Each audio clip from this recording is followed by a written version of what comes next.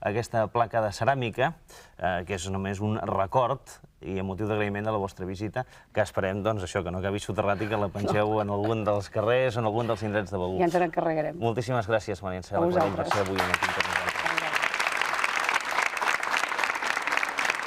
Doctor Joaquim Teixidor, bon dia i bona hora. Bon dia i bona hora. Doctor Teixidor, què diuen els astres de Begur? Bé, diuen bé. Tenim aquí les dades dels primers coneixements de Begur i la presa del senyor alcalde del seu càrrec.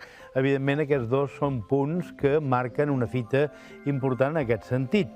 Em refereixo que hi ha un procés ara de canvi d'evolució, com bé estàvem escoltant en aquests moments, que això comportarà unes situacions de cara a futur, evidentment, molt positius, i fins i tot donarà unes opcions i unes possibilitats de contactes de cara a l'exterior, evidentment, molt més positives. Entre els begurencs n'hi ha algun que vol fer-li alguna pregunta al doctor Teixidor. Com es diu vostè? Maite. Maite, se n'en recorda de la pregunta que li ha de fer al doctor Teixidor? Com veu el futur de Begur? Creu que evolucionarà o que quedarà estancat el poble? Per què? Que el veu malament vostè, Maite? No, malament no, però jo crec en tipus turístic, sobretot, que és amb el que nosaltres vivim a Begur.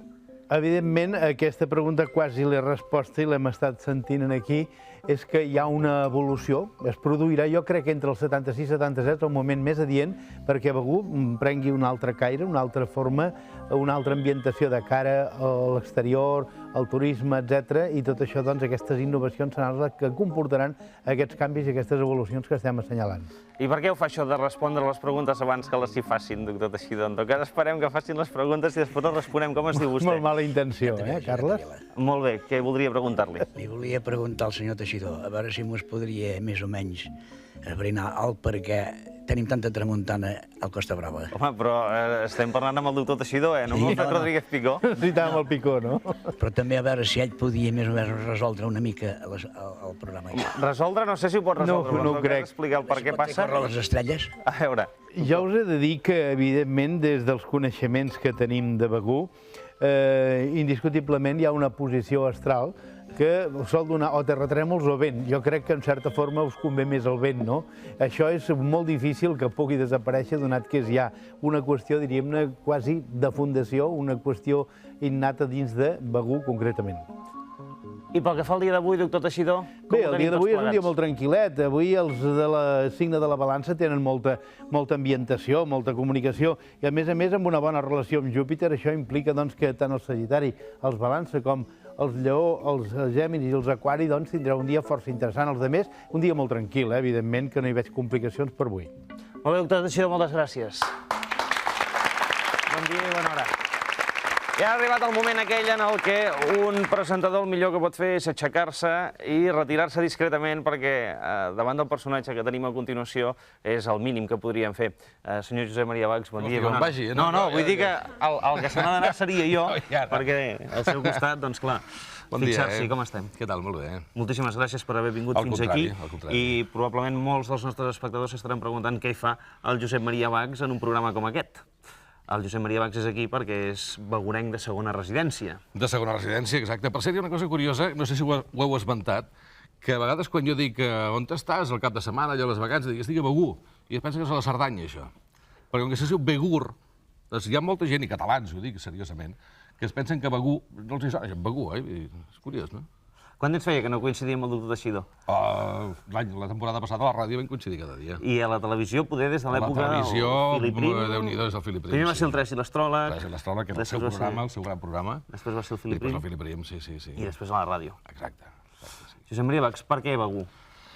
Doncs perquè Begur hi ha qui diu que és el centre neuràlgic perfecte de la Costa Brava, jo estic d'acord, perquè Begur és muntanya i és mar.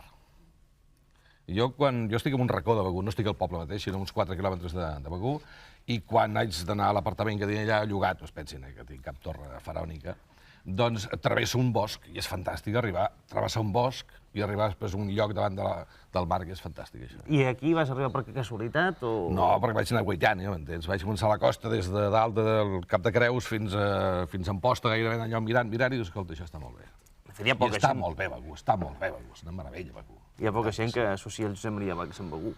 Jo és que faig una vida molt monacal, m'entens? Vull dir, molt apartada, i per tant, a més, clar, vaig al poble, evidentment, perquè és un poble maquíssim i la gent és fantàstica, però allò típic va ser comprar el pa, el diari, la ferreteria, comprar la bombeta, a la farmàcia per al coliri i aquestes coses. La platja i això, no? No sóc de platja, jo no. M'agrada el mar, m'entusiasma el mar i estic davant del mar, realment. Veig les Illes Medes, la qual cosa vol dir que si veig les Medes, que tinc la tramuntana de cara, que vostès ja saben, els que siguin de per allà. Però també és bona la tramuntana, ens queixava algú d'aquí la tramuntana. Però si de tant en tant una bufera va bé, una bufera. És una cosa que allò et sobta una miqueta i et posa les idees clares. Està molt bé. Per Begur han passat molts personatges famosos, com per exemple el Josep Maria Bax. N'hi ha d'altres, però, de renom internacional, com per exemple la Liz Taylor, que hi va rodar una pel·lícula. De la vida social i de l'evolució de Begur n'ha testimoni gràcies a la càmera del senyor Josep Carreras, a qui, aprofitant el seu 75è aniversari, van anomenar fill predilecte de la vida. De la vila, no de la vida. Senyor Carreras, bon dia. Bon dia. Josep, hem portat fins i tot unes fotografies que em sembla que, a mesura que les anem veient, podrem anar comentant i que retraten una miqueta, doncs, tot això que vosaltres heu vist passar per Begur. Bueno, com vostè vulgui. Doncs, en tot cas, a mesura que puguem anar veient les fotografies, les anirem comentant. Aquí en tenim una en la que em sembla que podem veure l'expresident del govern espanyol, pot ser? El senyor Adolfo Suárez? El senyor Franco, no. Qui és? No tinc gaire bona vista, però en la fotografia que han ensenyat abans hi havia el senyor Franco. Era el Franco, directament? Sí, en l'Azor. El famós vaixell aquest a l'Azor. I això on era? En alguna cala de... Sí, miri, veu? Sí. A sobre, a l'escala, a coberta, hi ha en Franco. Això on era? Satuna, Sarriera... A davant de Castellsal, a Satuna, davant de Satuna era. El Franco en persona. Aquí veiem l'enterrament, m'imagino que deu ser l'enterrament de Carmen Amaya, pot ser? No, jo mirava allà, perdoni, sí, és l'enterrament de la Carmen Amaya. Són fotografies fetes meves, sí. I això recorda quan va ser? Això, l'any 63, em sembla que era, no? L'any 1963? Sí, l'any 1963. Això m'imagino que havia de ser tot un esdeveniment a Begur. Sí, va venir molta gent, sobretot moltes personalitats, molta premsa, molts fotògrafs, molts periodistes, perquè a Begur doncs potser no sabíem el que teníem fins que ens vam donar compte. Em refereixo a la Carmen Amaya. Abans parlàvem de la Liz Taylor, també hi han passat altres personatges, com per exemple el Rock Hudson. Aquest, ara el veiem, no? Rock Hudson. Aquestes fotografies són fetes meves, sí. Sí, de fet, totes les fotografies, m'imagino que estem veient són fetes seves. No, però moltes, sí. Molts personatges, Miri, ara veiem la Liz Taylor. Sí, aquesta fotografia és feta dalt del castell de Begur. Aquest és el Xavier Cugat. El Xavier Cugat, també? Sí. Hi ha un senyor allà, no m'hi he fixat. Sí. Vostè, de fet, suposo que el que estava veient eren les senyores. Sí, no, bones fotos, eh? Sí, home, gràcies. Molt bé, Josep Carreras, moltíssimes gràcies. Josep Maria Bax, moltíssimes gràcies també per haver vingut aquí, per haver fet aquest esforç. I gràcies a Begur, que ens acolleix a molts barcelonins i ens dona aquests racons tan macos. Gràcies a tots dos. Bon dia i bona hora. Moltes gràcies. Molt bé, continuem ara i ho fem amb el concurs. Carme, segona part. Anem a jugar una mica, perquè ja ens estan agafant unes ganes molt grosses d'anar cap a Begur. No sé si els passa a vostès, però aquí, cada vegada que convidem la gent d'un municipi, doncs ens agafen ganes d'acabar el programa i anar cap allà a passar uns quants dies a veure com està la cosa en directe i en viu. Un telèfon, ja el saben, el 473 15 46 per concursar ara mateix. 473 1546. Premis importants de Cercle de Lectors i la Gran Geografia Comarcal de Catalunya d'Enciclopèdia Catalana. Em sembla que tenim algú en línia. Bon dia. Bon dia. Hola, com es diu, sisplau? Dolors. Dolors, des d'on? De Caldes d'Estrac, del Maresme. Molt bé, des del Maresme. Dolors, la primera pregunta per vostè. Coc és el nom que reben diferents coques que es fan a moltes comarques de Catalunya. Però què significa la sigla COC? C-O-C. Dolors. No coca. No, és una sigla. C-O-C. Què significa? Un coc és una coca, però la sigla C-O-C... No ho sé. No ho sap. Vol demanar ajuda?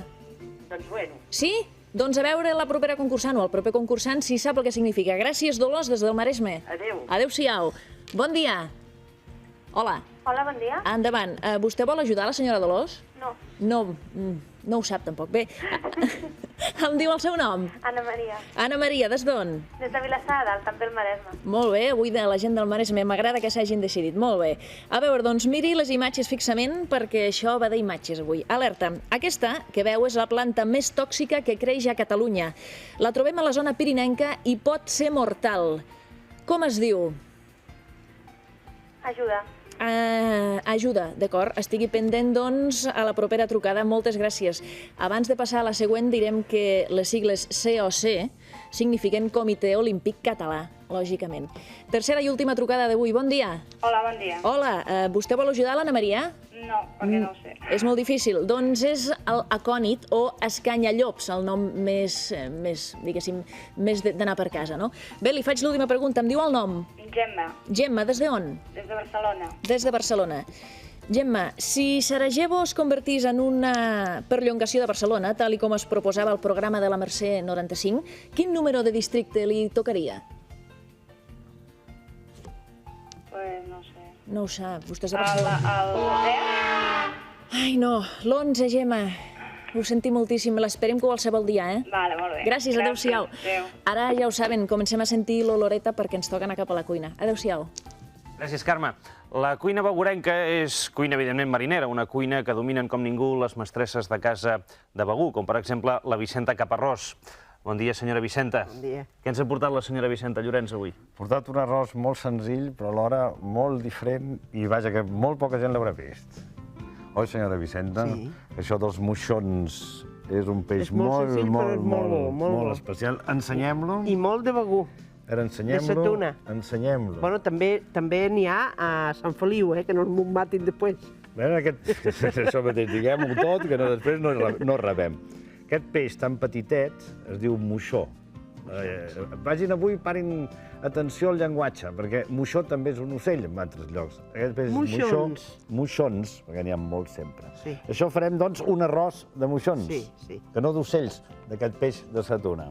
Doncs endavant, senyora Vicenta. Que es pot fer igualment en sardina, igualment es pot fer arròs en sardina o en moixons. O sigui que són quasi igual, però diferent peix, no? Moltes gràcies per donar-nos la solució, perquè això era molt difícil, impossible de trobar. Sí, ara sí, és molt difícil. Anem per l'arròs. L'arròs... Com sempre, amb un sofregit, poder? Es posa l'oli, la cassola de terrissa sobretot, i terrissa de la ceràmica Begur de Begur, al tanto. Terrissa de Begur. Bueno, després es posa l'oli i els alls. Els alls han de ser no molt rosos, No molt. I seguidament la tomata ratllada. Molt cuita la tomata o no? Una mica més que els alls. Bueno, tot junt ja es cou una mica més. Allò que quedi marronó o no? No, marró no. Bé. Sí. No, arròs marró no. Sobretot després julivert. I el julivert. Es posa l'aigua, una mica de safrà, en pèl, que no n'hem portat, no he trobat. I després, esclar, quan ha bullit una miqueta, es tira l'arròs. I quan és granyal, l'arròs, llavors se tira el moixons per sobre, se fa un bull i ja està.